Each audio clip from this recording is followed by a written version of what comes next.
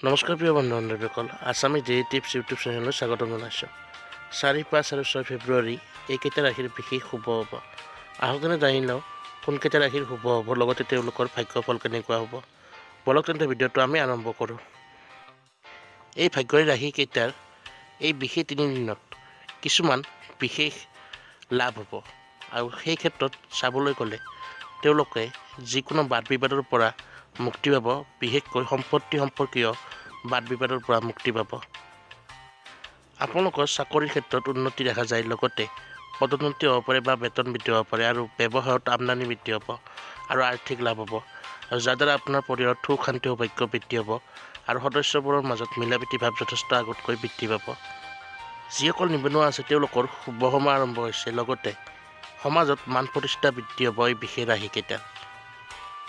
চাবলৈ গ'লে বিভিন্ন দিশত সফলতা থকা এই বিশেষ ৰাশিকেইটা হৈছে সিংহ, কন্যা, মকৰ, মিথুন, কুম্ভ আৰু মীন ৰাশি। বন্ধুসকল, এয়া হৈছে প্ৰধান ৰাশি, যিকেইটা ৰাশিয়ে 4, 5 আৰু 6 তাৰিখে শুভ বুলি পৰিগণিত হৈছে। যদি ভিডিঅ'টো চাই ভাল পালে লাইক, কমেণ্ট আৰু শ্বেয়াৰ কৰি দিব, আৰু সদায় এনেধৰণৰ ৰাশি ফল সম্বন্ধীয় তথা এষ্ট্ৰলজি বিষয়ক ভিডিঅ' হ'বলৈ আমাৰ চেনেলটো ছাবস্ক্ৰাইব কৰি দিব। ধন্যবাদ।